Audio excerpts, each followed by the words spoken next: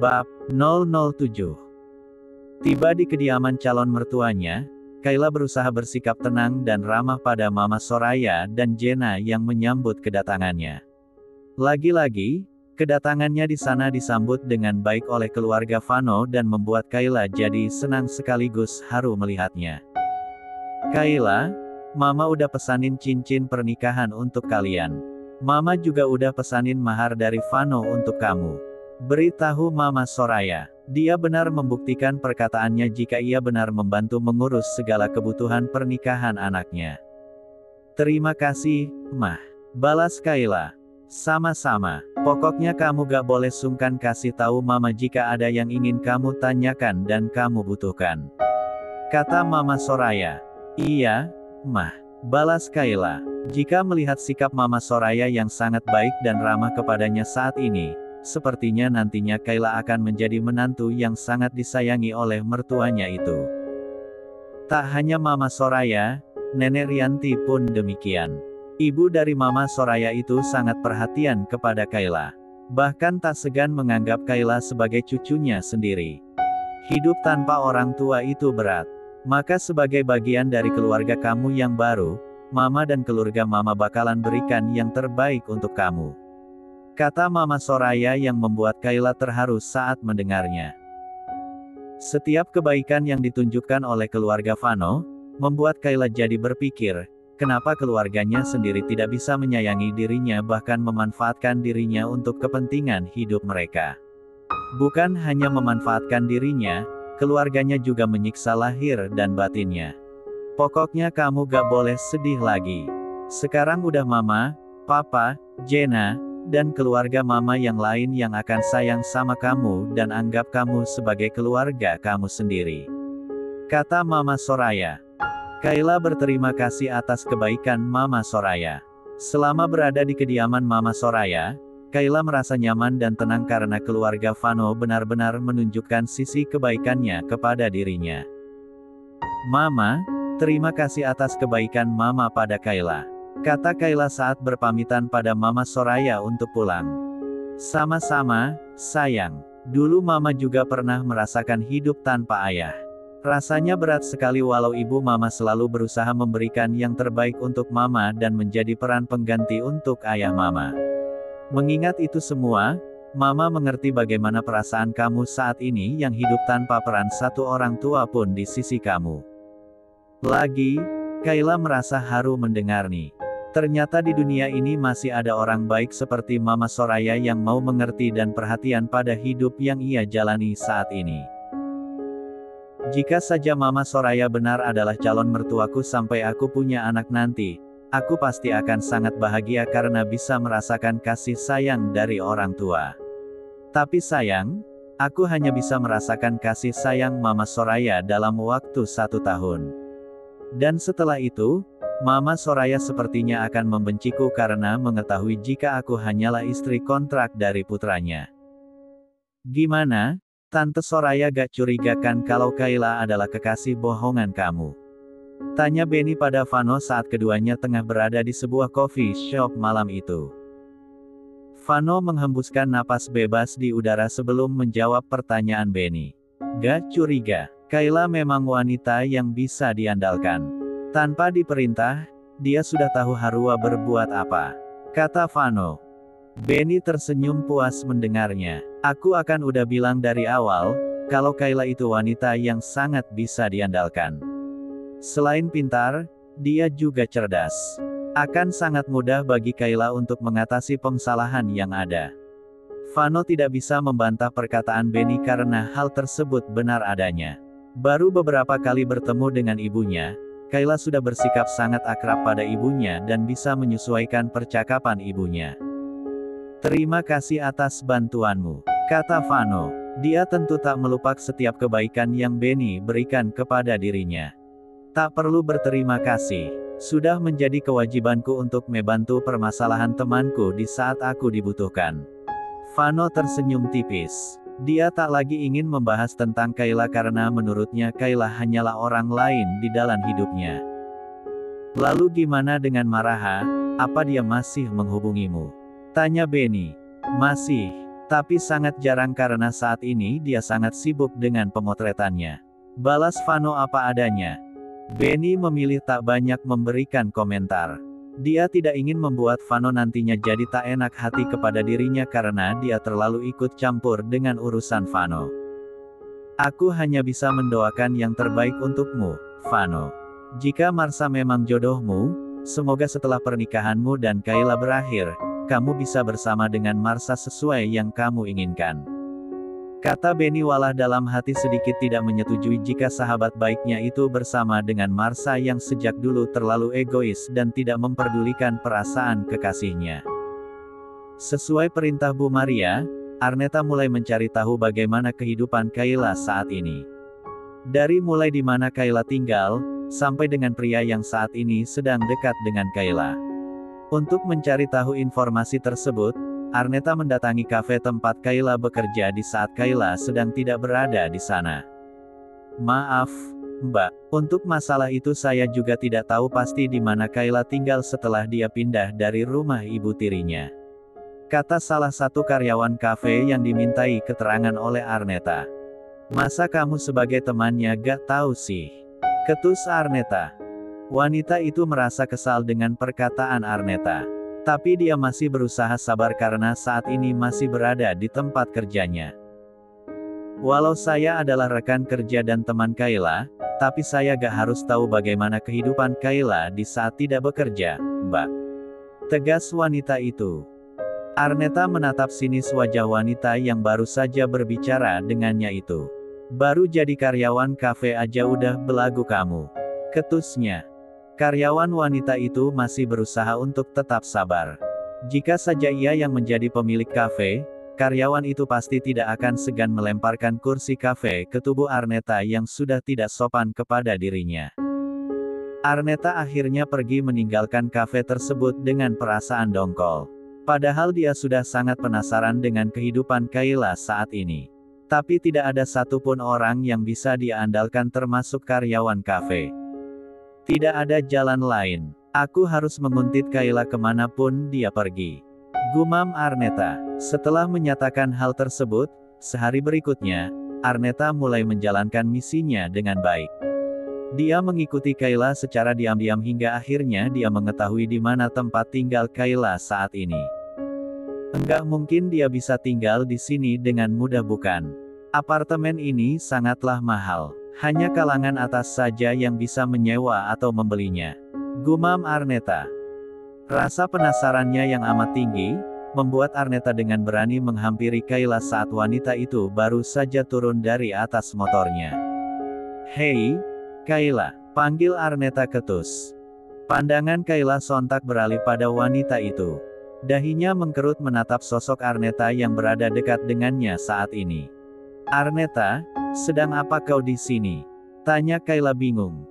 Cek, tidak perlu banyak tanya kepadaku. Lebih baik kau yang menjawab pertanyaanku ini. Sedang apa kau ada di sini?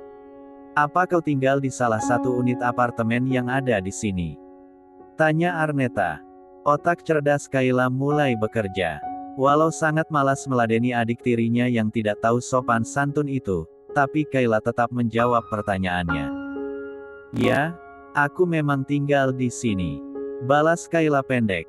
Kedua bola mata Arneta melotot mendengar jawaban Kayla. Apa? Itu gak mungkin. Kau mana mungkin memiliki uang untuk membeli atau menyewa apartemen di sini? Cibir Arneta. Aku memang tidak membeli atau menyewanya. Tapi aku tinggal di sini bersama majikanku. Balas Kayla. Dia terpaksa berbohong daripada Arneta terlalu banyak bertanya nantinya. Jawaban yang diberikan Kayla lantas membuat Arneta merasa lega dan senang. Ternyata wanita itu hanya numpang tinggal di rumah majikannya bukan memiliki salah satu unit apartemen di sana. Kasihan sekali dirimu, sudahlah bekerja di kafe, sekarang jadi pembantu pula. Cibir Arneta.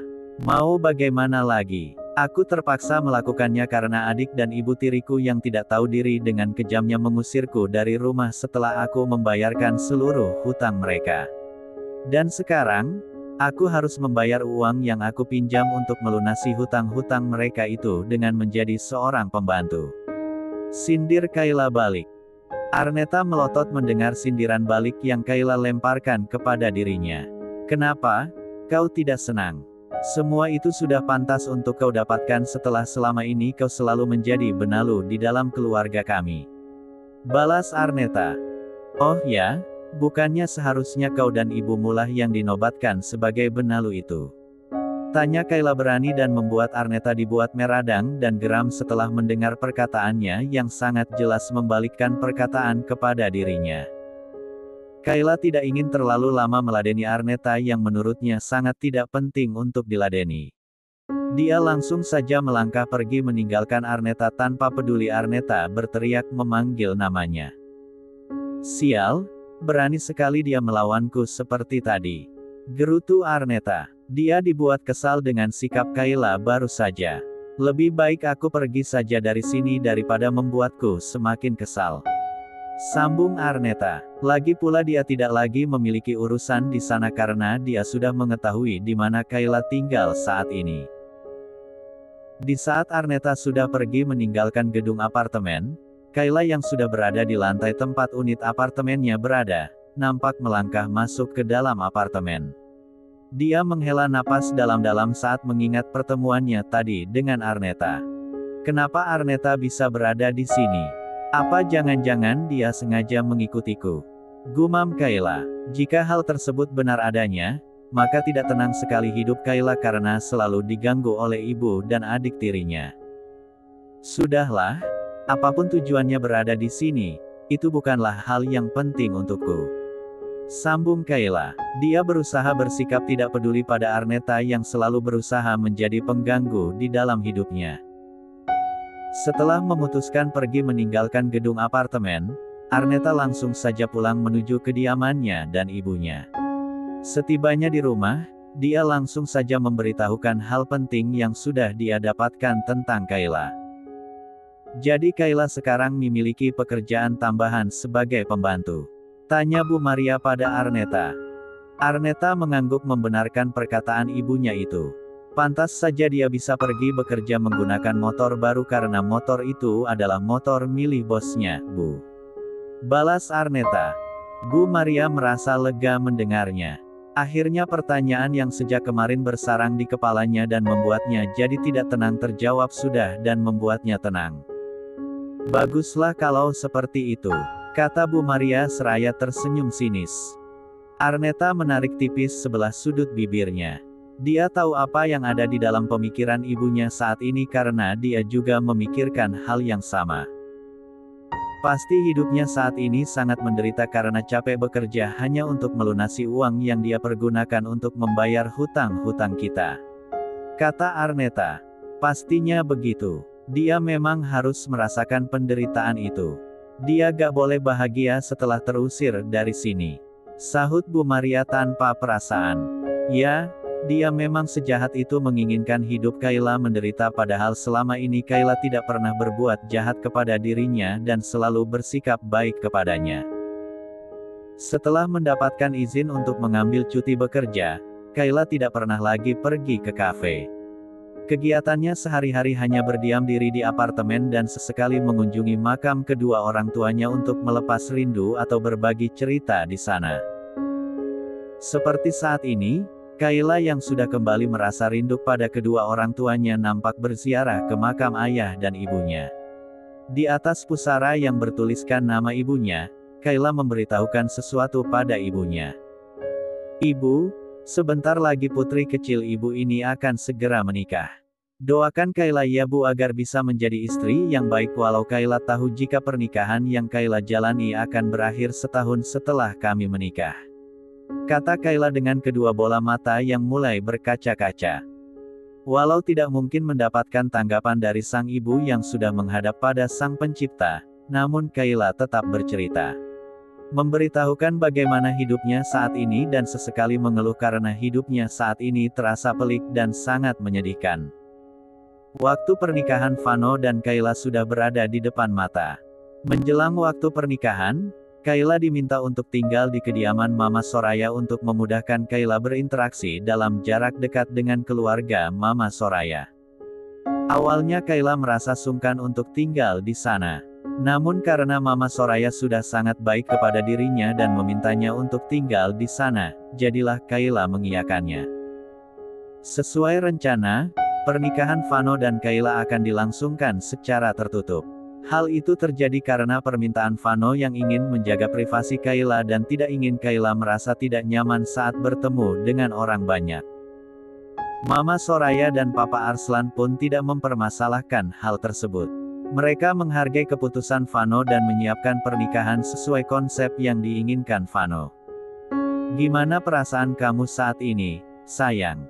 tanya Mama Soraya yang kini sedang berada di dalam kamar Kayla dan ingin mengajak Kayla bercerita dari hati ke hati. "Jujur saja sekarang aku merasa gugup, Mah. Ini adalah yang pertama bagiku dan aku gak bisa menyembunyikan rasa gugupku itu," balas Kayla. Mama Soraya tersenyum mendengarnya. Dia mengerti bagaimana perasaan Kayla saat ini. Dia pun pernah merasakannya saat hendak menikah dulu.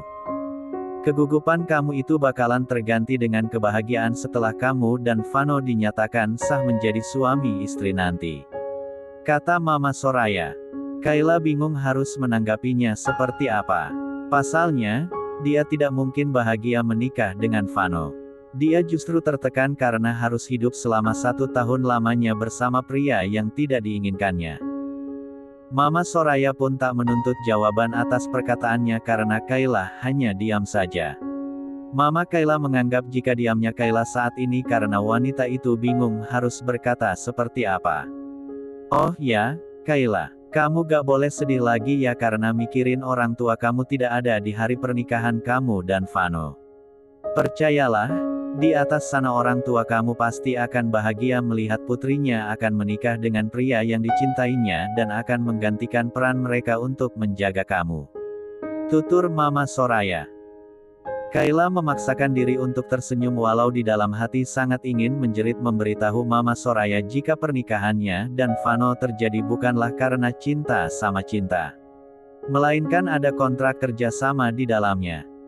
"Anak Mama tidak akan menggantikan peran kedua orang tuaku untuk menjagaku, Mah. Anak Mama hanya menganggapku sebagai istri kontraknya saja," kata Kayla dalam hati. Ya, perkataan tersebut tentu hanya bisa terucap di dalam hati Kayla karena sampai umur pernikahannya dan Vano berjalan 1 tahun, ia harus menyimpan rahasia tersebut rapat-rapat.